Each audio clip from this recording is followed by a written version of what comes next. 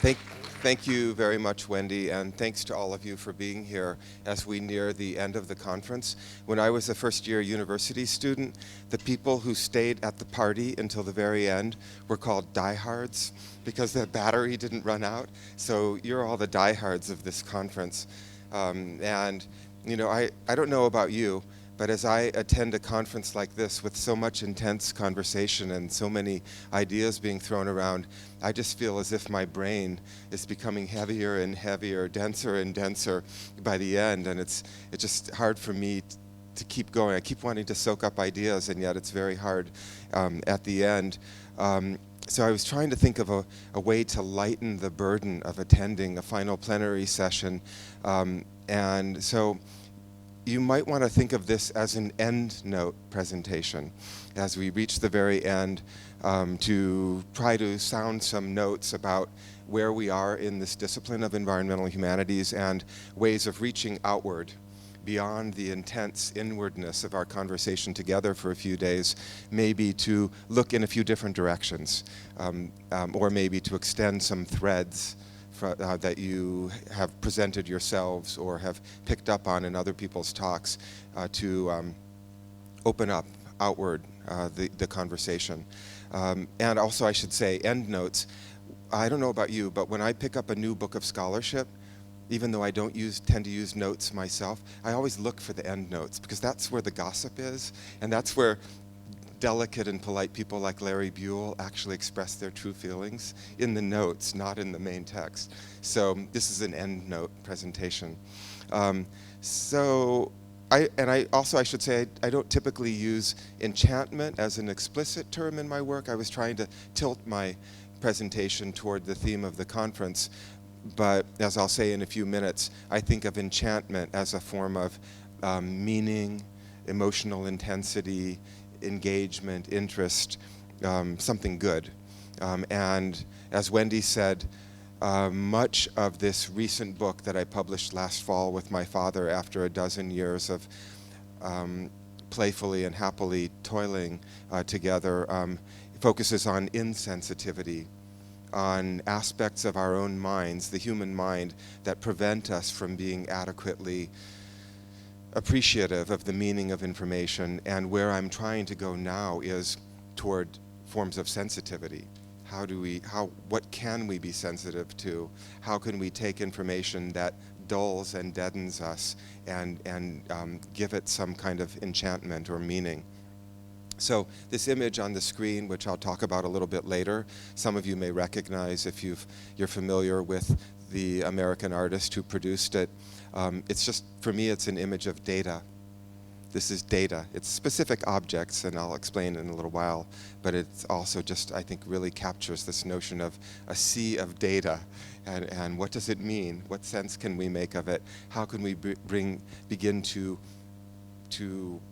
peel away the obliquity, the lack of transparency of that information?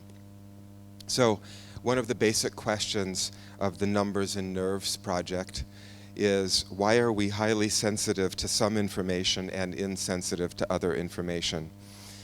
So here we are in Europe. One of the major social issues of the day in this part of the world, as in other parts of the world, is the plight of refugees who are fleeing from terrible social crises in their home countries. And one of the salient examples of our astonishing insensitivity to information, and then how we suddenly wake up when the information is presented to us in a different way, is the case of the boat people coming from countries like Syria, particularly Syria, and how the images in the media affect us differently. So on the left is an image that was published in The Economist in April 2015, showing a capsized boat of Syrian refugees making their way to Turkey, and there's, I can't even count them, probably 30 or more people there. And this appeared in The Economist to very little notice, just one of many such stories, didn't pay any attention. And then on September 3rd, 2015, as surely most of you know, the New York Times published this image of one 3-year-old Syrian boy, Elan Kurdi, lifelessly lying on the beach in his red shirt and his blue pants and his tennis shoes, and the entire world focused attention on this incident. And it actually had a very concrete response. This is just Google Analytics showing how people began searching for more information. You see a steady but low level of attention. The yellow line at the top is for searches for Syria. The red line is for the topic of refugees. And then the blue line refers to the boy Elan Kurdi himself. Obviously, no one knew of Elan Kurdi until this image was published. But there was a little bit of steady, flatlining interest in the larger topics. When that image was published, there's this huge spike of attention. The attention to Elan lasted a short time and then dropped down. Now there are not a lot of searches for him. The information that we know is all we're going to get. But there continues to be ongoing heightened awareness and interest in gathering more information about the broader topics that Elan is associated with. Also, Swedish scholars have studied charitable donations to refugees in crisis and have found that this spike and an ongoing willingness to give to the cause of refugees occurred in monetary terms as well. Scholars have worked with the Swedish Red Cross and other groups to chart that phenomenon of practical contributions. So it's actually now known as a phenomenon, the Elan Kurdi phenomenon. I noticed, because I was tracking this last fall, that a book of scholarly articles was actually published approximately a month after the New York Times article and image, of people instantly writing articles about the meaning of that photograph and the public response to it. This electronic book appeared. So I'm interested, and this is part of what pulls this into relevance to our work together at this conference, in this idea of poignancy or enchantingly moving information, and how it can have a powerful political effect and also can empower local individuals. What can we do to help people receive information in ways that makes that information poignant? Literally, what does poignancy mean? Refers to the evoking of a keen sense of sadness or regret, or sharpness or pungency in taste or smell, comes actually from the word to prick. And when I think of that pricking or piercing, it reminds me of a phrase that the prominent American environmental writer Terry Tempest Williams used to use constantly. Every time I saw her in the late 90s, she would say, what we must do as artists, as speakers, as writers concerned about environmental topics and social crises, is to bypass rhetoric and pierce the heart. Some of you may remember that. It was almost it became, how should I put it? It was a mantra. We must bypass rhetoric and pierce the heart. And essentially she was saying her purpose as a communicator was to achieve poignancy. So I know many of you have offered very powerful and detailed analyses of artistic texts, particularly literary texts in different genres at this conference. I'm in literature and other forms of communication, not only because of their importance in cultural traditions and as aesthetic phenomena, but, and I hope this doesn't sound reductive and as if I'm squeezing the life out of literature, which I love and which I teach and have studied for many years, but I'm starting more and more to think of literature as being part of a larger phenomenon that I prefer to call information. And I see in the field of eco-criticism, perhaps more widely in environmental humanities, a movement toward information management as a mode of eco-criticism. How do we not just look at poetry and novels and beautiful artistic paintings. But how do we read the newspaper? How do we listen to the news? How do we talk to people about things that are happening in the world and gather that information and process it in our brains? So I see some of the work that I'm doing as being in line with that of these thinkers whose names I put up here. Many of you know Rob Nixon's work, of course, and you know the phrase slow violence. I use slow violence, the concept of slow violence, in my own work, but I'm particularly struck by the concept of apprehension. How do we apprehend the information to which we have access and make sense of it, make meaning of it, enchant it with this energy? Another scholar whose phrasing of information management first made me really think that, oh, well, that's what I'm doing. I'm looking at information management in this context, is Heather Hauser from the University of Texas, who published a book a few years ago called Eco-Sickness. But in American literary history, she published this article in 2014, Managing Information and Materiality in Infinite Jest and Running the Numbers. And she has a whole series of articles related to data and information, such as description as data in literary studies. So the phrase information management I attached to Heather in her work. And then Ursula Heise, another very prominent figure in contemporary American eco-criticism, has a brand new book out called Imagining Extinction, The Cultural Meanings of Endangered Species. Some of you may have heard her lecture or seen some of her articles on extinction in recent years, but she's interested in databases. How do we fathom and tease meaning out of databases, which seem to have no aesthetic quality and they're almost inhuman in their austerity and authority, and yet she tries to interpret them as cultural texts. So all of this is information management. So back to Numbers and Nerves, which I worked on with my father, Paul Slovic, who's a psychology professor at the University of Oregon, and one of the prominent figures in the field of decision making, decision theory, and risk perception. So one of the founders of that whole discipline of risk perception. A few months ago, we gave a talk together at the University of Oregon right after this book had come out, and this picture was just before our lecture there. The lecture was attended by a handful of people from the humanities and hordes of people from the natural sciences and the social sciences, and senior university officials, the provost, people like that. Often in the humanities, we wring our hands and we say, well, nobody wants to give us money or pay attention to us. They think we're irrelevant, we're just decoration. It's not actually true.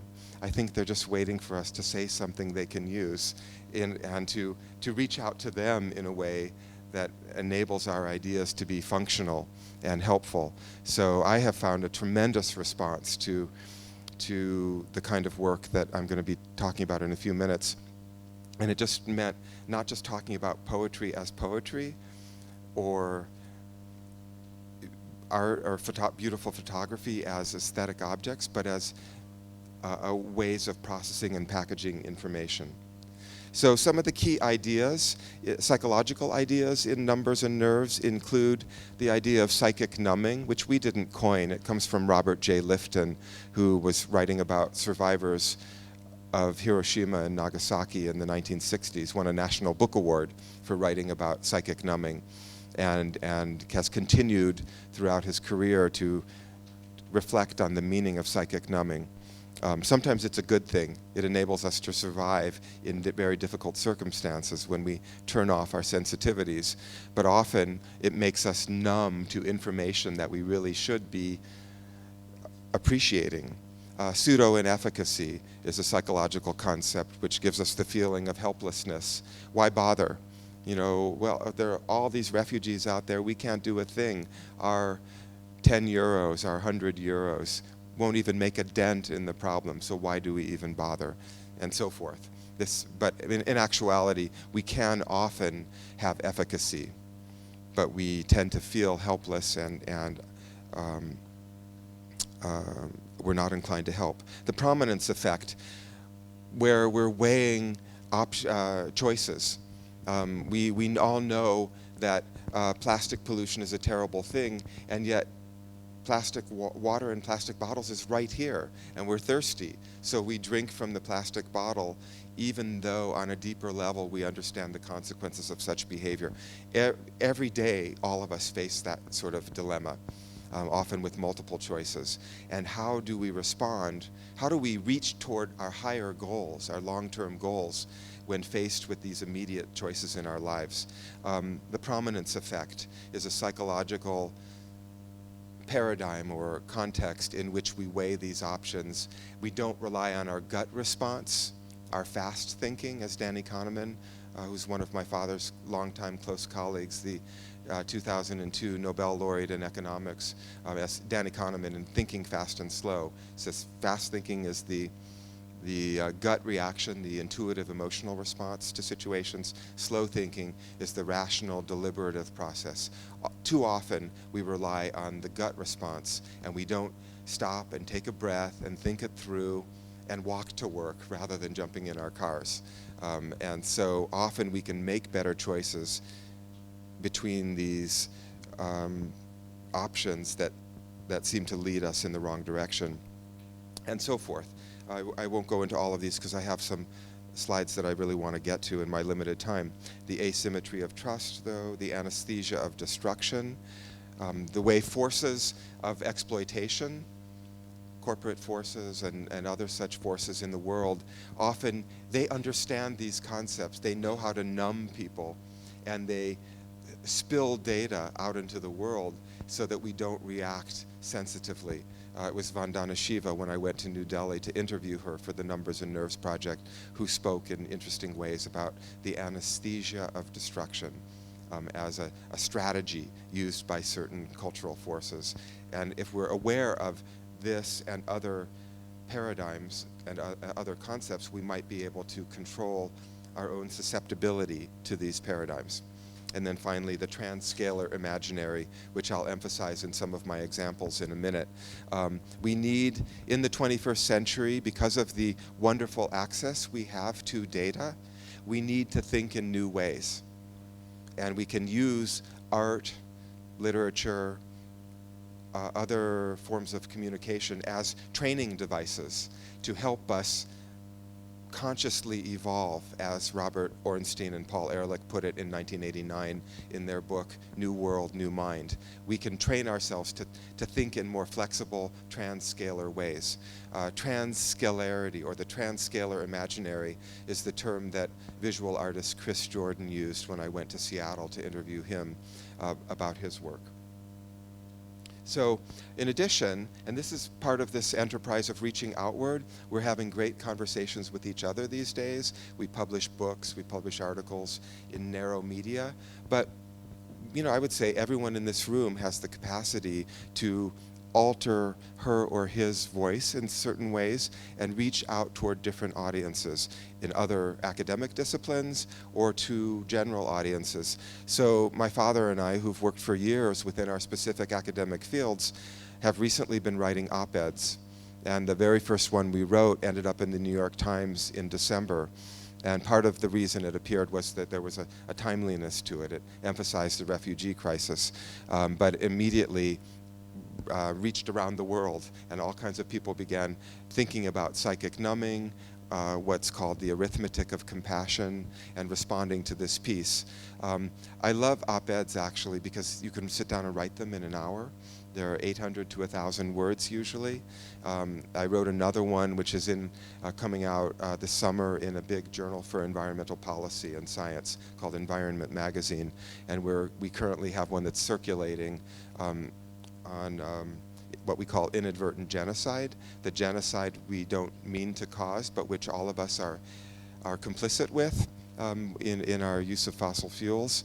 And this one is currently at the Huffington Post.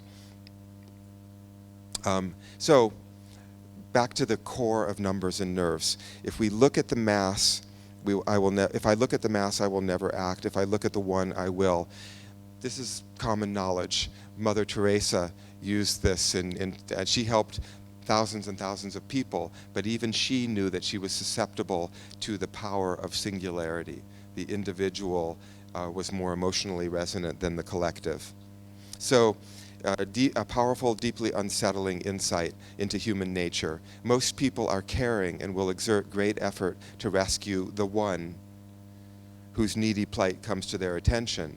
But as soon as we know that that one is part of a larger group, we become less inclined to do anything at all.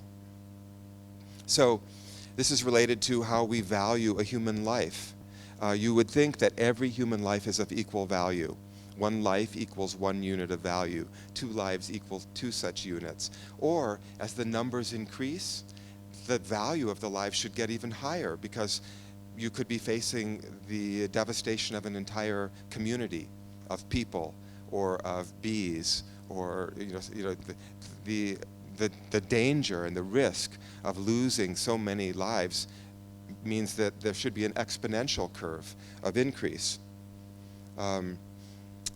However, our feelings tend to be insensitive to large losses of life or large numbers of any phenomena that are at risk.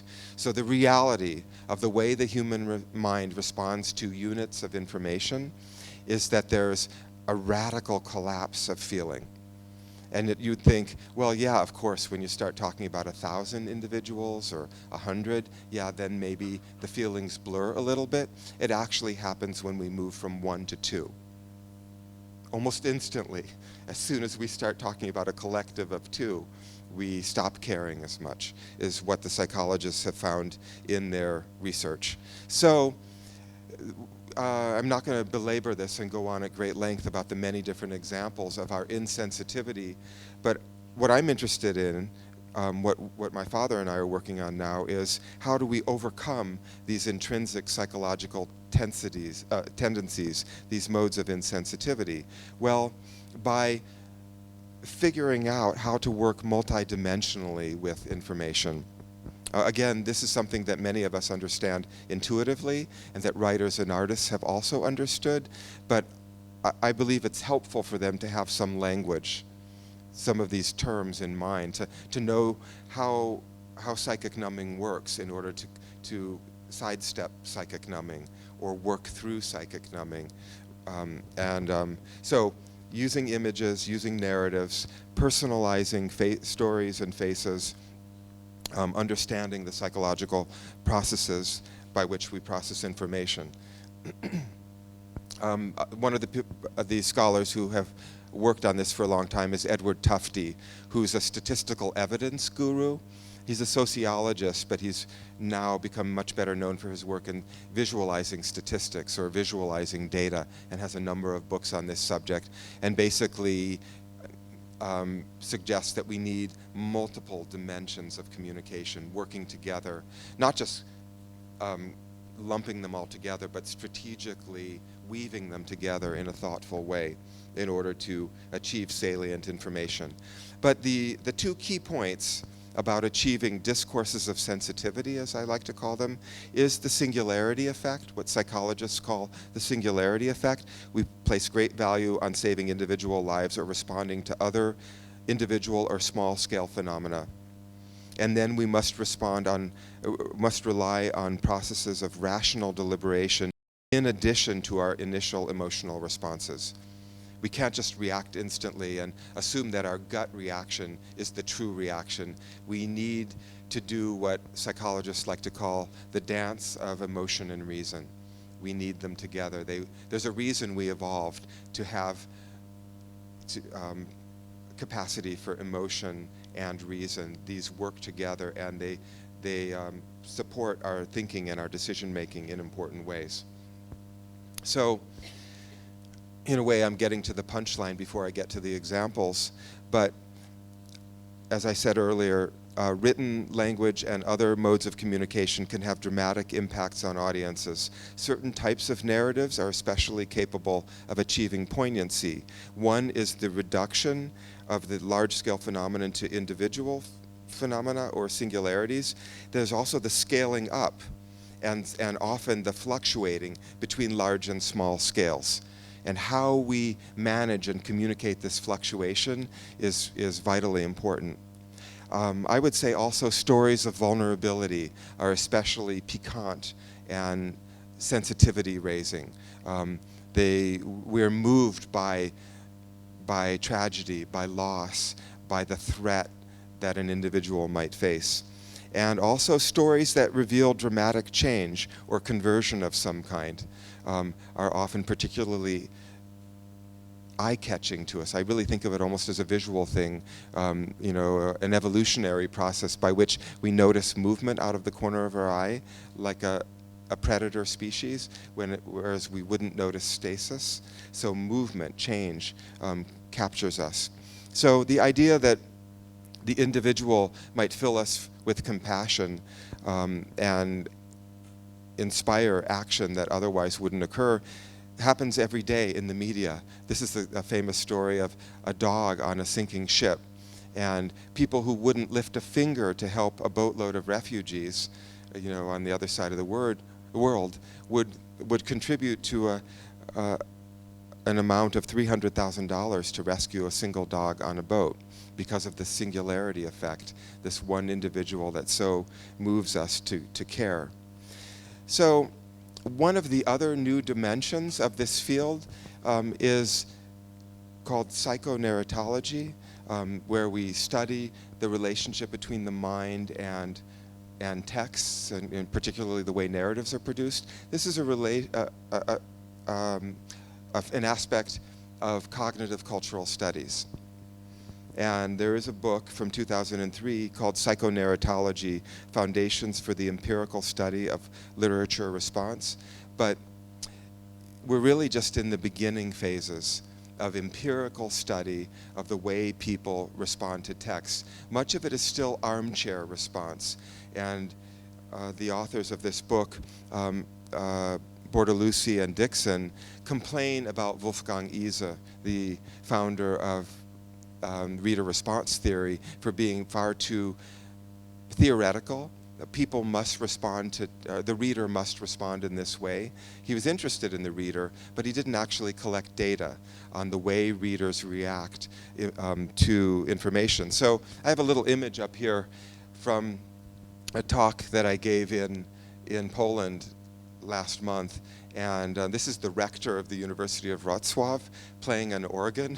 Following my talk, he was moved to go into this music hall and play the organ. He was the host of the lecture, but the man standing next to him is Wojciech Mowetsky, young Polish eco-critic and pragmatist philosopher. He works on Richard Rorty and pragmatism, but he also works with interdisciplinary teams in Poland to run subjects on how they react specifically to animal narratives.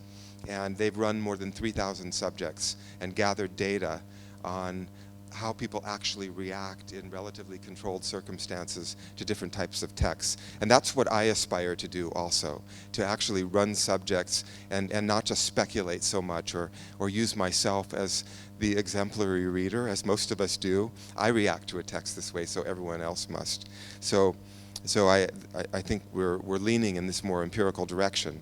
So just back to some of those modes of narrative that I mentioned earlier and other forms of communication that I think are poignant. Aldo Leopold understood this intuitively, and one of the reasons I think why Thinking Like a Mountain became such an important essay in the field of American environmental thought is that Leopold wonderfully uses images of vulnerability. He reduces a large ecosystemic phenomenon to the case of a single wolf, and one of the most famous phrases in all of American environmental communication is the fierce green fire dying in her eyes. One wolf, one set of eyes, dying, vulnerability. He's working exactly into these psychological mechanisms. And then he immediately scales up in the next paragraph. He doesn't leave it at that smaller level, but he's working in the transscalar imaginary and thinking about the effects of killing predators upon entire ecosystems.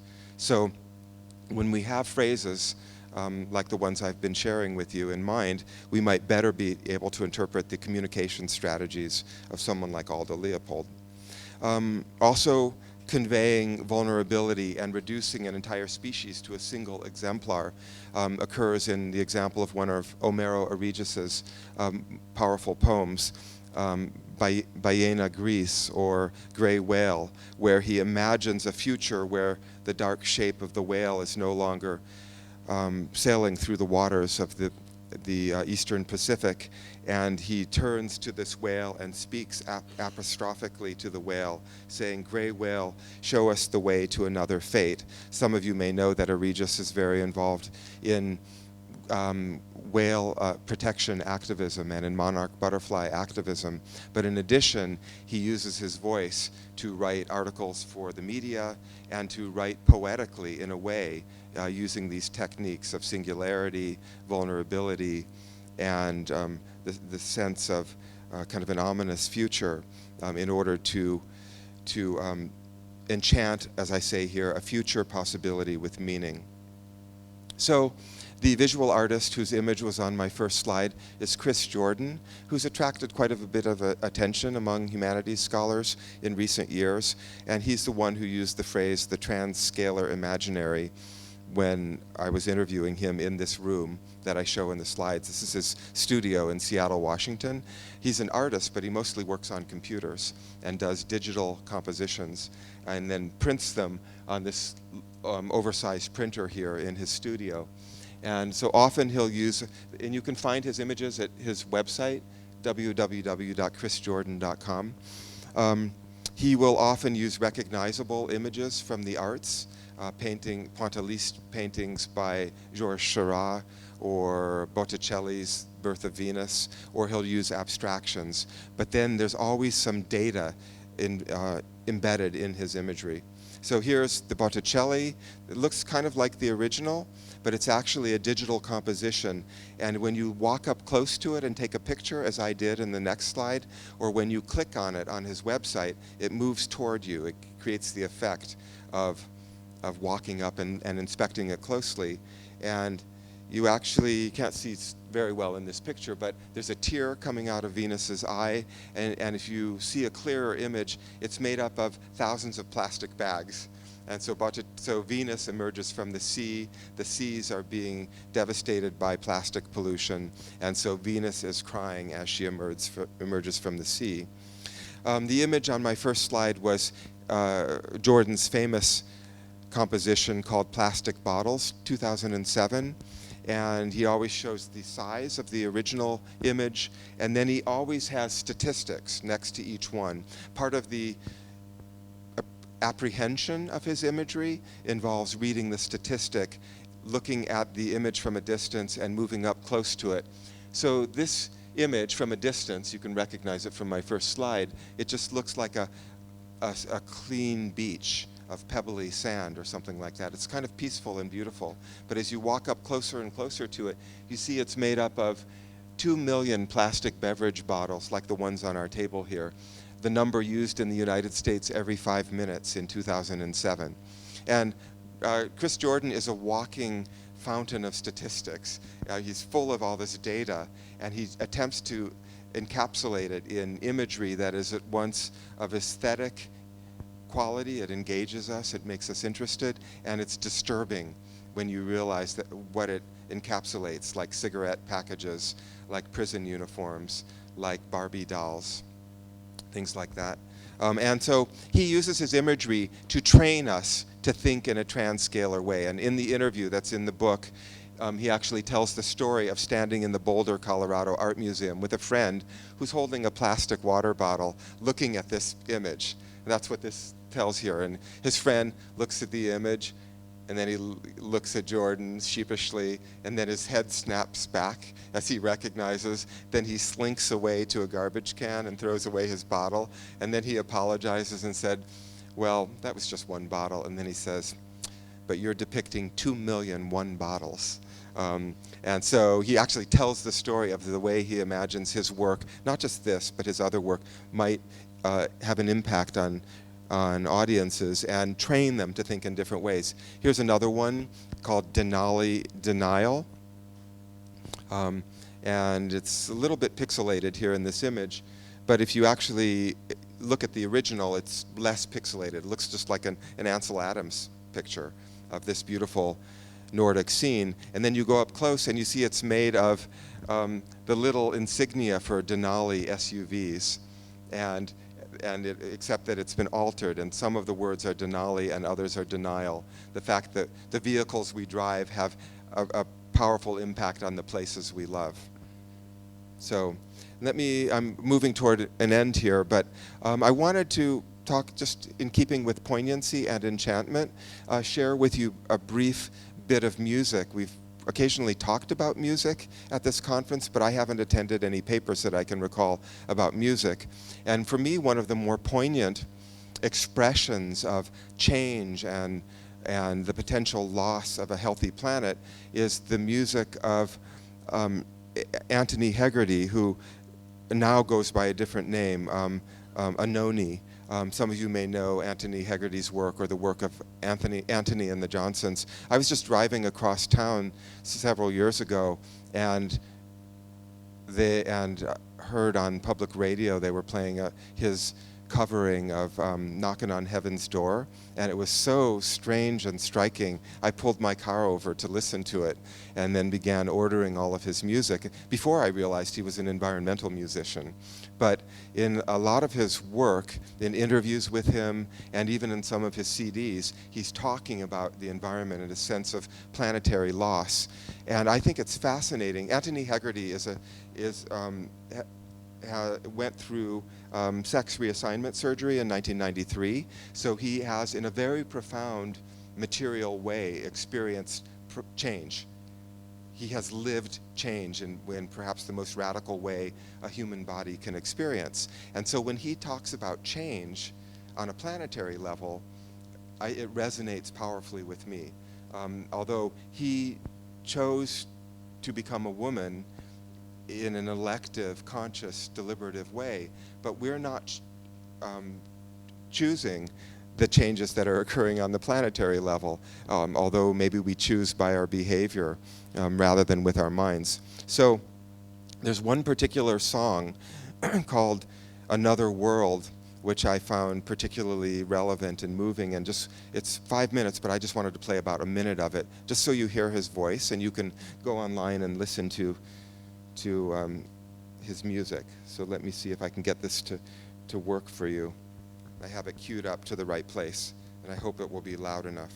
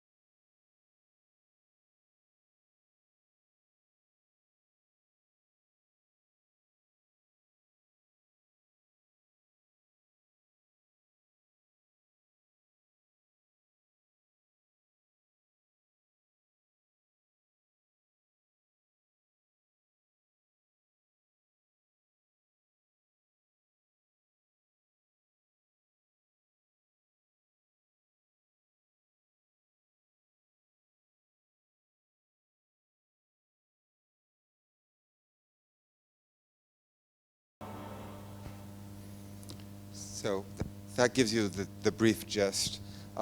He refers to himself, actually, I was just reading today, the websites related to him or her have changed, and now she's calling herself she, and she's changed her name to Anani rather than Anthony.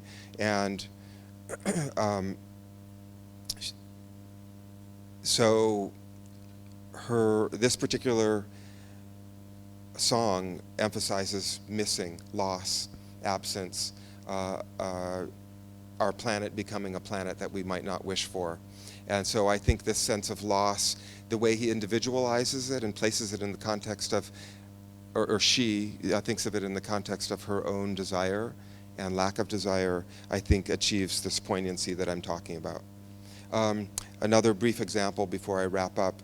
Some of you may be aware of the 2015 Nobel Prize winner for literature, Svetlana Alexievich from Russia, or from Belarus, who is most famous for her work, like Studs Terkel, the American writer, for collecting stories of individuals and then powerfully representing these individual cases rather than writing collectively about survivals of Chernobyl. She tells numerous individual stories of Chernobyl survivors, or soldiers who fought for the Soviet Union and Afghanistan and have had lasting bad effects on their lives as a result of that experience.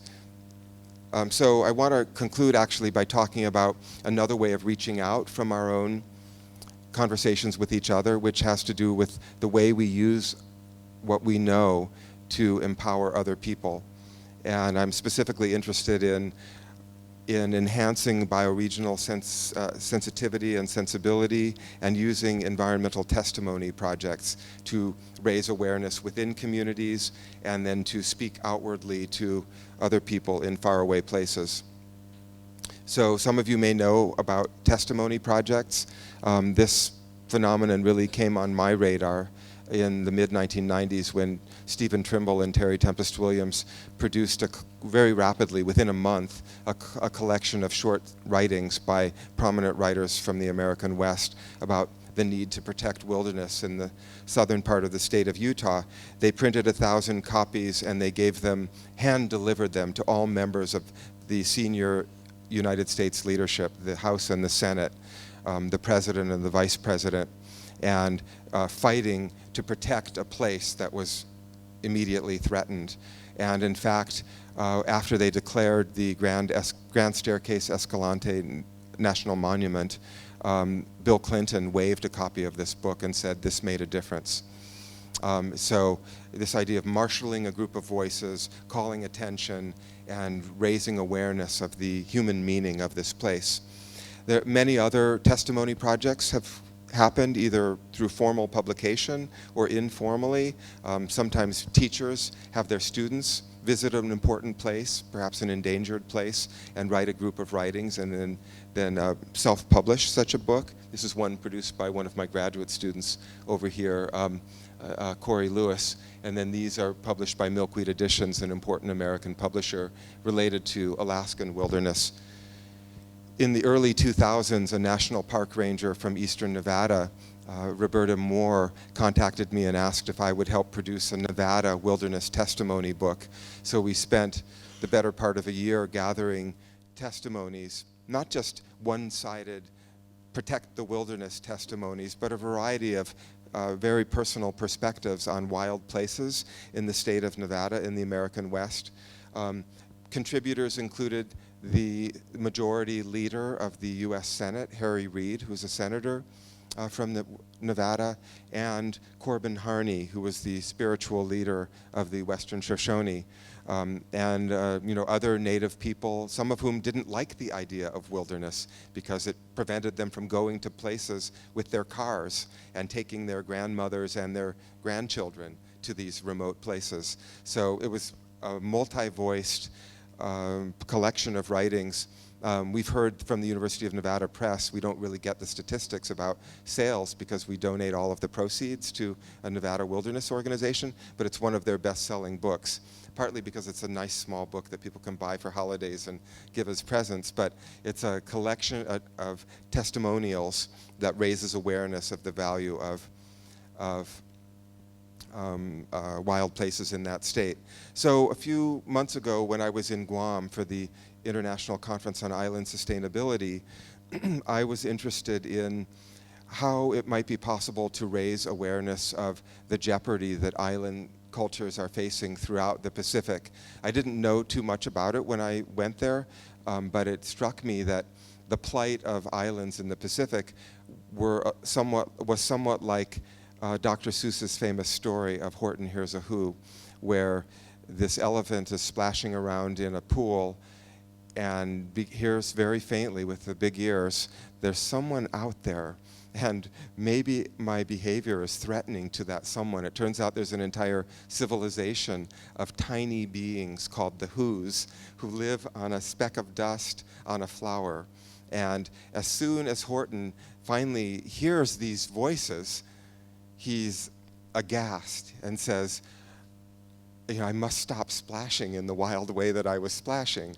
And I have this feeling that if we were more sensitized to what's actually happening to thousands of people, hundreds of thousands of people living in island cultures, not only in the Pacific but in other parts of the world, little dots in the middle of the ocean, we might respond differently. So the inadvertent genocide op-ed that is circulating right now is on this particular subject.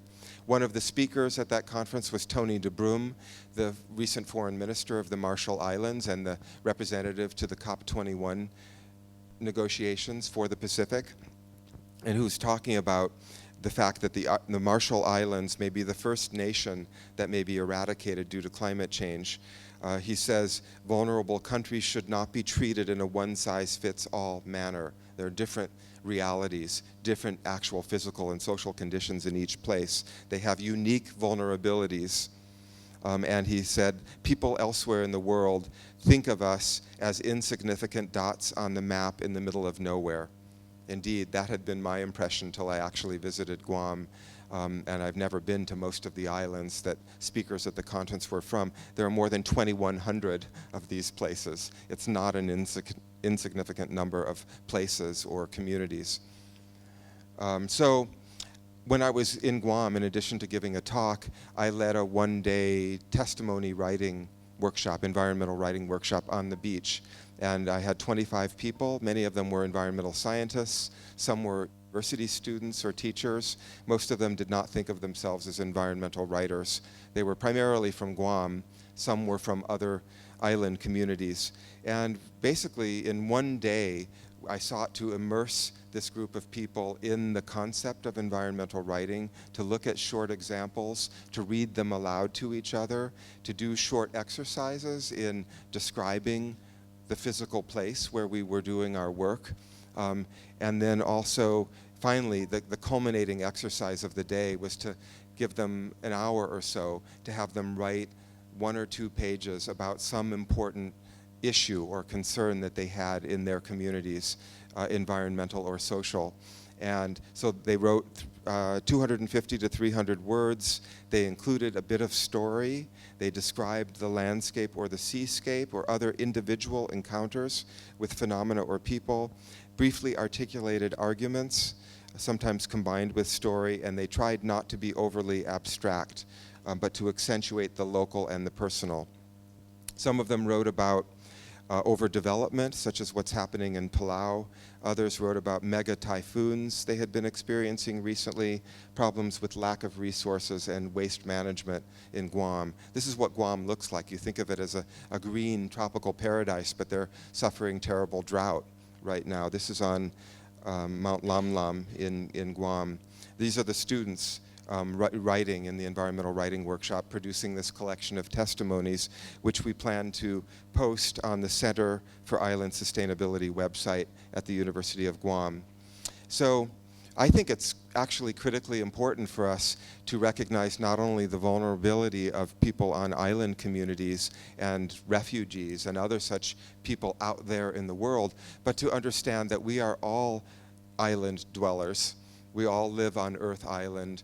An acute appreciation of our islandness and our own vulnerability, I think, will enable us to go forward in our lives and do our work with a greater sense of urgency and a sense of the meaning, rather than leading to despair and throwing up our hands and just feeling helpless. I think the more powerfully and beautifully vulnerable we recognize our own conditions to be, the more effective we can be in our work.